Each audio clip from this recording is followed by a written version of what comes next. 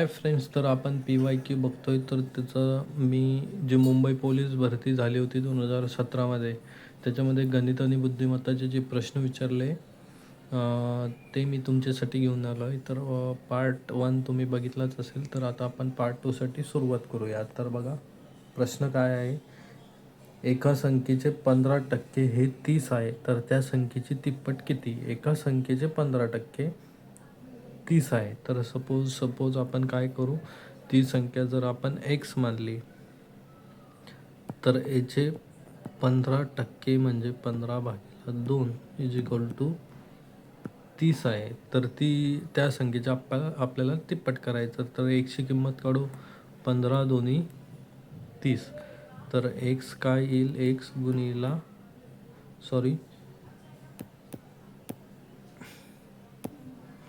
X is equal to काय येईल?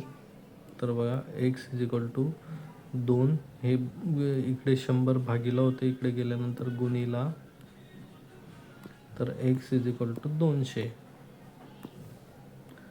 तर आपली ती संख्या किती आली? 200. तर आपल्याला त्या संख्येचे तिप्पट म्हणजे 3 गुणिला एक्स करू, म्हणजेच 3 गुणिला 200. तर ते किती येईल? 600. तर किती आलं आपलं? 600. ऑप्शन क्रमांक 4. तर वेळ न वाया घालवता पुढचा क्वेश्चन बघू. तर पुढच्या क्वेश्चनमध्ये काय सांगितलं आहे? 154/42 इक्वल टू 11/x. तर एक्सची किंमत काढा. आपल्याला इथं एक्सची किंमत काढायची आहे. तर इथं काय म्हटलं आहे? तर बघा, 154/42, तर ते किती आहे? 11/x. तर सरळ इथं काय करा, हा एक्स इकडं भागीला आहे, तर इकडे गुणिला नाही. हे 42 इकडं भागीला आहे, तर इकडे गुणिला नाही. एक्सची किंमत काढायची ना. 154 गुणिला एक्स इज इक्वल टू 11 गुणिला 42. तर मित्रांनो बघा, हे मी तुम्हाला बेसिकमध्ये सांगतोय, तुम्ही हे फास्ट स्किप करू शकता. सरळ कसं, तर हे 11नी 154ला भाग द्यायचं, नंतर जे उत्तर येईल त्यांनी 42ला त्याला भाग द्यायचं, एक्सची किंमत निघून जाईल. पण कसे आपल्याला स्टेप अवॉइड करता येईल, पण तुम्हाला समजण्यासाठी मी सांगतोय. तर बघा, इथं एक्स काय येईल? मग एक्स इज इक्वल टू, हा इकडे 154 गुणिला आहे, तर तिकडे भागीला जाईल. तर 11 गुणिला 42 भागीला 154. तर बघा, 4. आता याला कशाने भाग जाईन? याला 11ने भाग जाईन. 11 1 11, 11 चौक 44, 14 उत्तर आलं. 14 1 14, 14 2 8, 14 त्रिक 42. म्हणजे एक्सची किंमत किती आली आपली इथं? 3. तर ऑप्शन क्रमांक 1 आपलं उत्तर आहे. तर प्रश्न तिसरा बघा. तिसरा प्रश्न काय म्हणतोय? तर याचं एक सिम्प्लिफिकेशनचे क्वेश्चन आहे मित्रांनो. तर हे कसे सॉल्व करायचे बघा.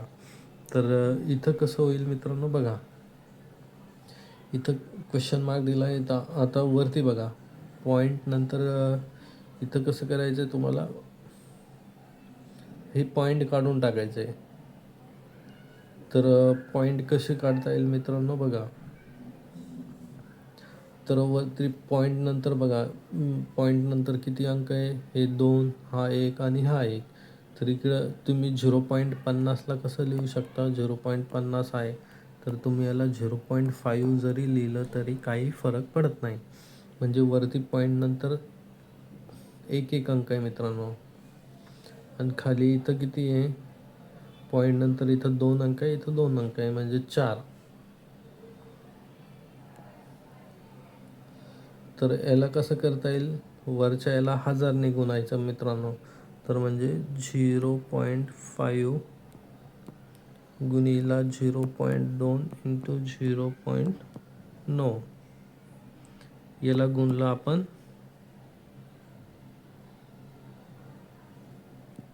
1000ने. तर त्याला खाली पण 1000नेच तुम्हाला काय करावं लागेल मित्रांनो? भागावं पण लागेल ना, तेव्हाच त्याची किंमत बरोबर येईल. म्हणजे 0.05 गुणिला 0.06. आता खाली 2 2 आहे, म्हणजे याला कितीने गुणावं लागेल? 10,000ने. म्हणजे याला आपण काय करू?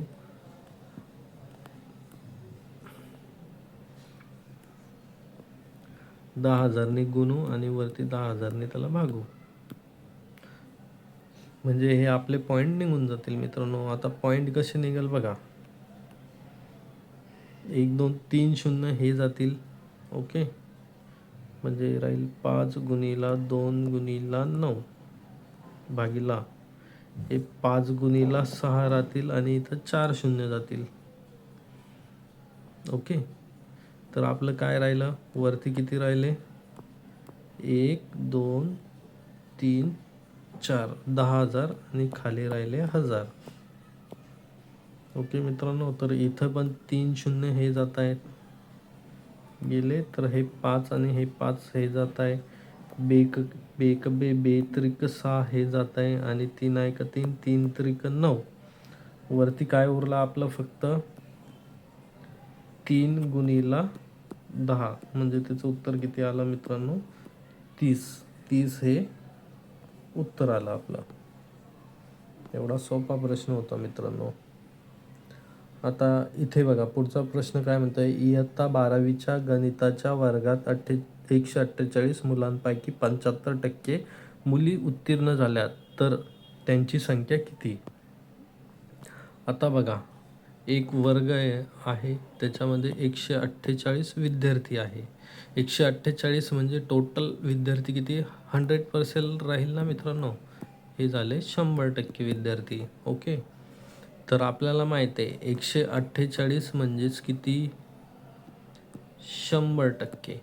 ओके, तर आपल्याला काढायचे त्याच्यापैकी 75% काय 75% मुले उत्तीर्ण झाले, तर त्यांची संख्या काढायची. म्हणजे आपल्याला 100 पैकी 75% पास झाले आणि 25% फेल झाले, तर आपल्याला पास झालेल्या विद्यार्थ्यांची संख्या किती येईल, तर ते एक्स मानू आपण. इथं तिरकस गुणाकार करू आपण, म्हणजे किती, 148 गुणिला 75 इज इक्वल टू 100 गुणिला एक्स.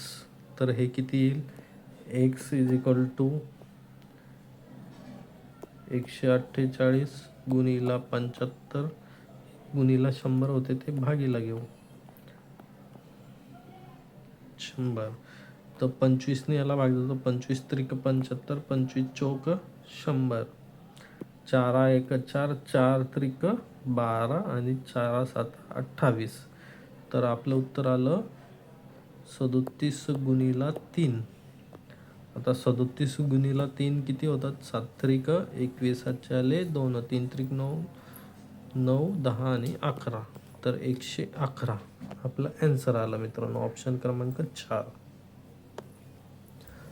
तर बघा पुढचा प्रश्न बघा, विराट कोहलीने 8 डावात काढलेल्या धावांची सरासरी किती आहे, 69.5, आणि 9व्या डावात त्याने किती धावा काढल्यास त्याची सरासरी 75 होईल. तर बघा हा ॲव्हरेजचा प्रश्न मित्रांनो. तर बघा त्यांनी विराट कोहलीने काय केलं, तर पहिले 8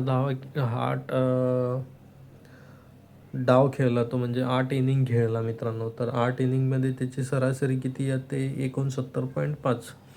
तर 8 जे डाव असतील, ज्या इनिंग असतील, तिची बेरीज किती येईल मित्रांनो, ते कसं काढायचं बघा, सरासरी गुणिला डावांची बेरीज काढायची आपल्याला. सरासरी गुणिला डावांची संख्या, तर ती किती आहे, सरासरी किती आपली 69.5 गुणिला डावांची संख्या किती 8. तर याचा गुणाकार करायचा, 8 म्हणजे 40, 8 आले 4, 9 72, 72 प्लस 4 76, 8 सगम 48, 48 प्लस 7 55, आणि 1 पॉईंट होता म्हणून इथं पॉईंट. तर आपली जी बेरीज आली डावांची ती किती आली, 556. ओके, आणि मग त्यांनी काय म्हणलं आहे, तर त्याने 9व्या डावात किती धावा कराव्यात की तेव्हा त्याची सरासरी 75 होईल. मग आपल्याला माहिती आहे 8 जे इनिंग होतात त्यांची बेरीज प्लस 9व्या डावात जो तो खेळेल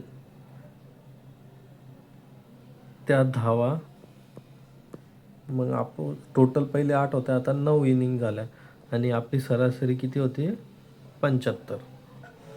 तर बघा इथं किती काय झालं मित्रांनो, बघा 8 डावांची बेरीज आपली आली 556. 9व्या डावात किती त्याने धावा केल्या ते आपल्याला काढायचे आणि हे 9 भागीला होते इकडे 75 गुणिला 9. तर बघा आता 75 गुणिला 9 किती होतात. आता 9व्या डावातील धावा सपोज आपण x पकडल्या तर हे x plus 556 is equal to 75 गुणिले 9. 9 पंचे 45, हातचे आले 4, 9 साती 63, 63 प्लस 4 किती होत्या 67. तर x इज इक्वल टू काय येईल 675 मायनस 556. सॉरी इथं जागा नाही तर आपण त्याला इकडे लिहून घेऊ.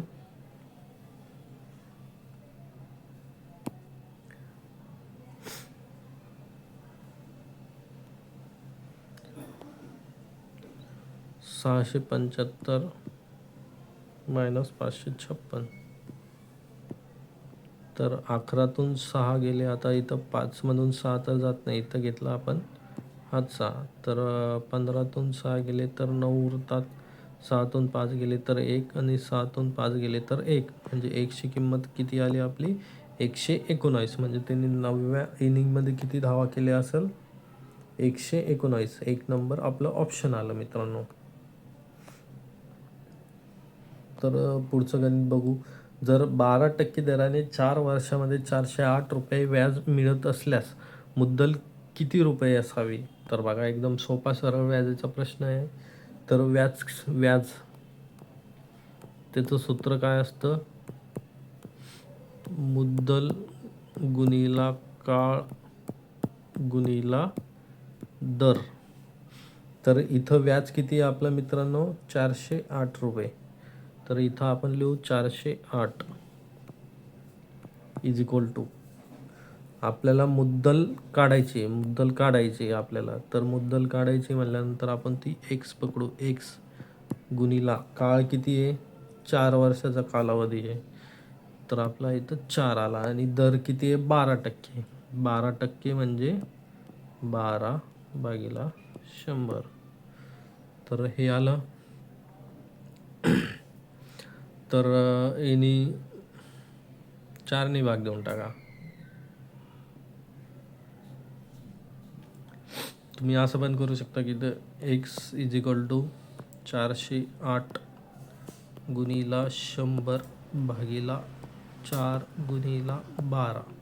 म्हणजे 100 इकडे भागिला होते इकडे गुणिला आणि 4 आणि 12 हे गुणिला होते ते भागिला गेले. तर 4ने जर आपण भाग दिला 4 1 4 0 4 2 8.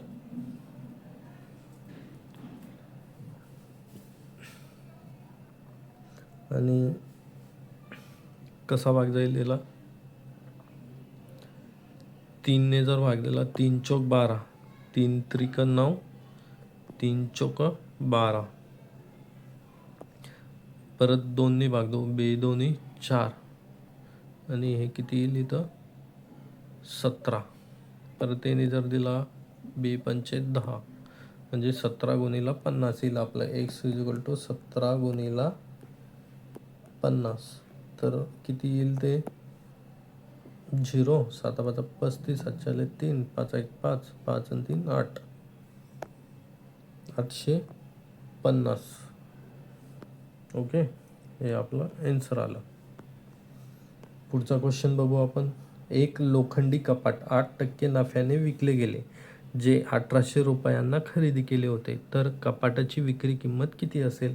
तर मित्रांनो बघा, जे 1800 रुपयाला आपण खरेदी केलं आणि ते विकताना 8% नफ्याने विकलं, तर कपाटाची विक्री किंमत काढायची आपल्याला मित्रांनो. तर बघा, 1800ला खरेदी केलं तुम्ही, त्याच्यावरती तुम्हाला 8% नफा घ्यायचा आहे. म्हणजे 8% नफा काढून घ्या.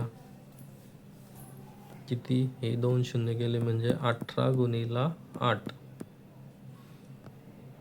उत्तर किती आलं? 8 8 64. अच्छा 6. 8 1 8. 8 आणि 6 किती होतं मित्रांनो? 14. म्हणजे आपल्याला 114 रुपये एक्स्ट्रा मिळायला पाहिजे होते. आपलं किंमत किती होती?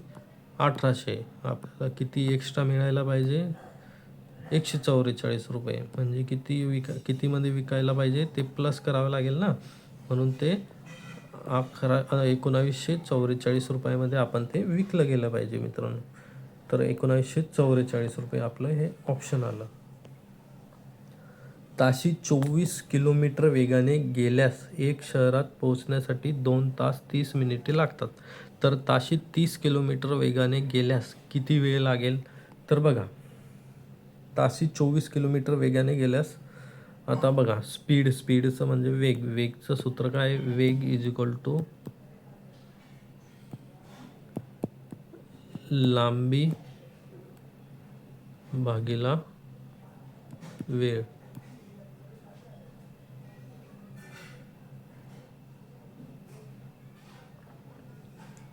म्हणजे इथं वेग बघा, पहिल्या ह्याच्यात किती? 24. मग आपली लांबी x पकडू आपण, पण वेळ किती लागतोय? 2 तास 30 मिनिटे. 2 तास 30 मिनिटे म्हणजे काय बघा मित्रांनो, 2 तास प्लस 30 मिनिटे म्हणजे 30 भागिला 60 म्हणजे 0.5 तास, म्हणजे अर्धा तास मित्रांनो. 30 मिनिटे म्हणजे अर्धा तास ना, म्हणजे टोटल त्याला किती? 2.5 तास लागत आहे. तर हे मी सगळं समजासाठी तुम्हाला एवढं स्टेप लिहितो मित्रांनो. तुम्ही ह्या स्टेप तुम्ही स्किप करू शकता. तर इथं काय येईल? x इज इक्वल टू 24 गुणिला 2.5. तर x इज इक्वल टू किती येईल मित्रांनो? तर याला तुम्ही सॉल्व करून घ्या.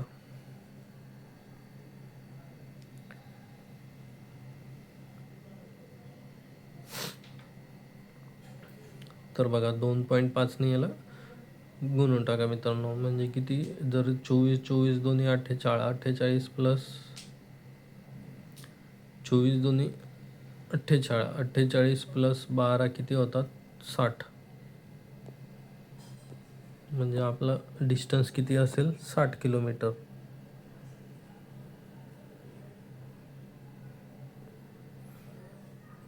डिस्टन्स 60 किलोमीटर आहे. आणि आता तो किती चालला? 60 किलोमीटर तो जातोय 30च्या स्पीडने. तर त्याला किती वेळ लागेल मित्रांनो? 3 1 3 3 2 6 म्हणजे 2 तास त्याला वेळ लागेल.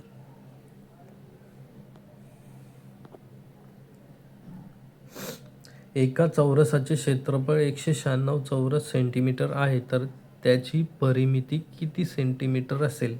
तर मित्रांनो हे बघा, एका चौरसाचे क्षेत्रफळ जे असतं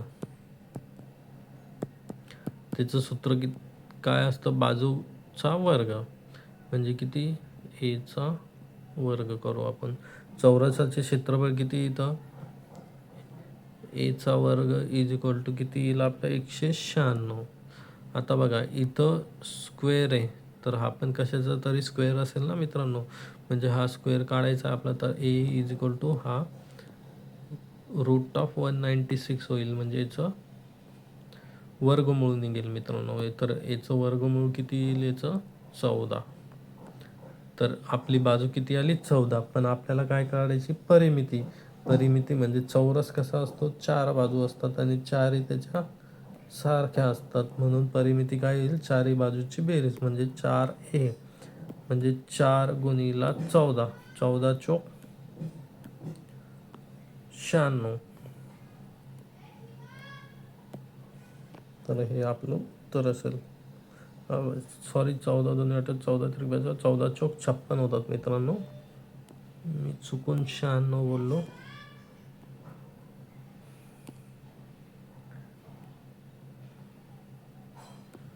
चौदा चौक 56. कुठे गेला आपला ऑप्शन नंबर 2, 56 सेंटीमीटर. तर पुढचा क्वेश्चन बघा. A is equal to 7 B is equal to 4 असेल तर A square minus B square भागिले 3 काय असेल? तर बघा, एची किंमत 7 आहे, बीची 4 आहे. तर काय करायचं मित्रांनो बघा, एकदम सोपं आहे. एच्या ऐवजी 7 ठेवायची, बीच्या ऐवजी 4 ठेवायची. म्हणजे आपलं काय, A square minus B square आहे ना, भागिला 3. A square minus B square भागिला 3 आहे.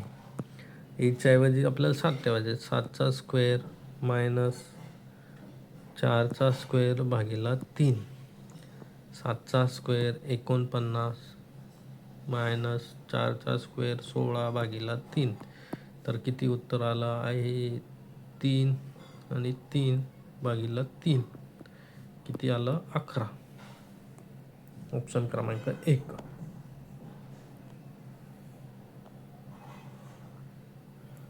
तर पुढचा क्वेश्चन बघा.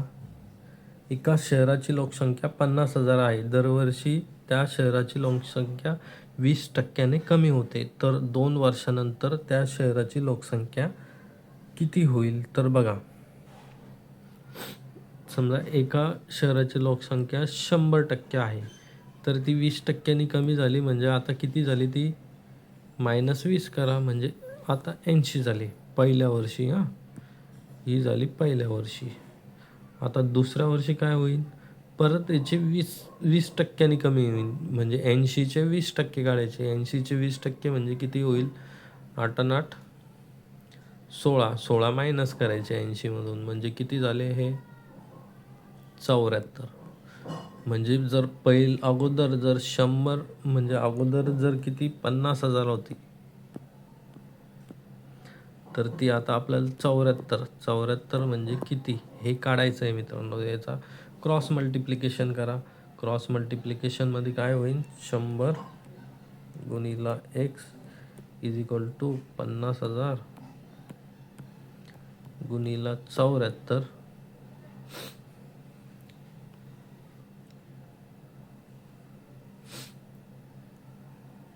सॉरी, इथं 74 कसे येईल मित्रांनो? इथं तुम्हाला 16 मायनस करायचे. 16 मायनस केल्यानंतर किती येईल?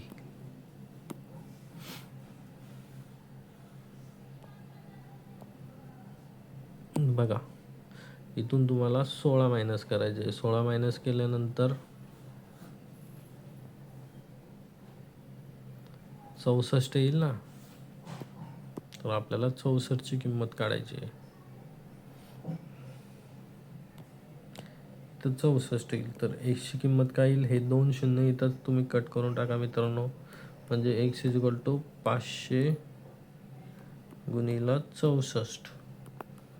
तर 5, हे 2 शून्य जसेचे तसे ठेवा. हे 5 वरती 5नी 64ला बघा. 5 चोक 20, 40 2, 5 सगळं 30 आणि 2 32.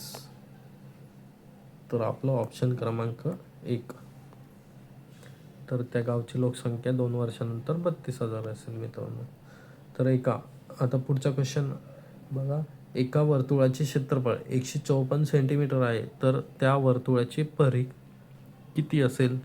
तर एक वर्तुळ आहे, त्याचं क्षेत्रफळ आपल्याला दिलं आहे. त्याच्यावरून आपल्याला त्याचा परिघ काढायचा आहे. तर कसं काढायचं बघा. एका वर्तुळाचे क्षेत्रफळ, वर्तुळाचे क्षेत्रफळाचं सूत्र तुम्हाला माहीत पाहिजे मित्रांनो. वर्तुळाचे क्षेत्रफळ is equal to pi r square. R square काय? तर हे जे इथून सपोज आता आपण काय करू,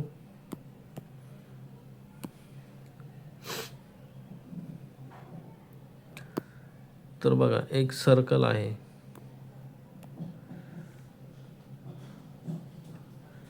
एक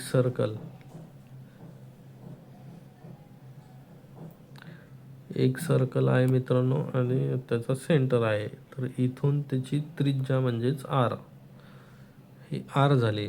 तर त्याचं सूत्र काय, वर्तुळाचे क्षेत्रफळ is equal to pi r square. तर आपल्याला आपण आता त्रिज्या आर आहे म्हणून आर माहीत नाही म्हणून आर जशीच तशी ठेवू. तर 154 सेंटीमीटर, 154 दिलं आहे आपल्याला. पायची किंमत किती असते मित्रांनो, कधी पण बघा पायची किंमत 22/7 असते. तर 22/7 गुणिला आर स्क्वेअर. तर बघा, तर हे r square is equal to काय येईल, 154 हे 7 भागीला होते इकडे गेल्यानंतर गुणिला, आणि हे 22 गुणिला होते हे भागीला जाईल मित्रांनो.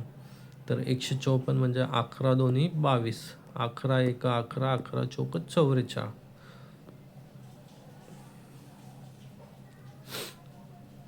आणि बे एक बे साती 14. आर स्क्वेअर म्हणजे 7 गुणिला 7 म्हणजेच किती, 49. तर हा आर काढायचा आहे आपलं, तर हे रूटमध्ये जाईल मित्रांनो. तर रूटमध्ये गेल्यानंतर आरची किंमत किती येईल, 7 येईल. तर आपली आरची किंमत 7 आली. तर आपल्याला प्रश्न त्रिज्या नाही काढायचा, आपल्याला काढायचे वर्तुळाचे परिघ. वर्तुळाच्या परिघाचं जे सूत्र आहे मित्रांनो ते काय असतं, 2 पाय आर. तर आपल्याला माहिती आहे 2 गुणिला पायची किंमत 22/7, आर आपण आत्ताच काढली ती किती होती आपली 7. तर हे 7 गेले, हे 7 गेले, राहिले किती, 2 गुणिला 22. म्हणजे आपलं उत्तर किती आलं मित्रांनो, 44. तर आपला ऑप्शन क्रमांक 1 बरोबर आहे. तर अशा प्रकारे आपण बे 2 4, बे 3 6, बे 4 8, बे 5 10, बे 6 12 हे असे आपण पार्ट 2 मध्ये 12 क्वेश्चन कव्हर केले. आता पार्ट 3 मध्ये तुम्ही हे क्वेश्चन बघू शकता मित्रांनो. याच्या पुढचे क्वेश्चन मी घेईल. तुम्हाला हे मी फक्त 10 क्वेश्चन करणार होतो. अगोदरच्या पार्ट 1 मध्ये 8च क्वेश्चन आपण केले होते, त्याच्यामुळं मी 2 क्वेश्चन याच्यामध्ये एक्स्ट्रा घेतले मित्रांनो. तर बघा, तर हे तुम्ही नाश्ता करताना किंवा चहा वगैरे पिताना तुमचा वेळ न वाया घालवता अभ्यासाच्या वेळेला तुम्ही अभ्यासच करा मित्रांनो. पण एकदा PYQ नजरेखालून तुमच्या जावं यासाठी मी सांगतोय की तुम्ही नाश्ता करताना किंवा टाईमपास करताना एक टाईमपासमध्ये 20-30 मिनिटाचा व्हिडिओ जर बघितला तर तुम्हाला तो नक्कीच फायदेशीर ठरेल. आणि अशाच प्रकारे क्वेश्चन मित्रांनो विचारले जातात, तर ते तुम्ही बघा. धन्यवाद.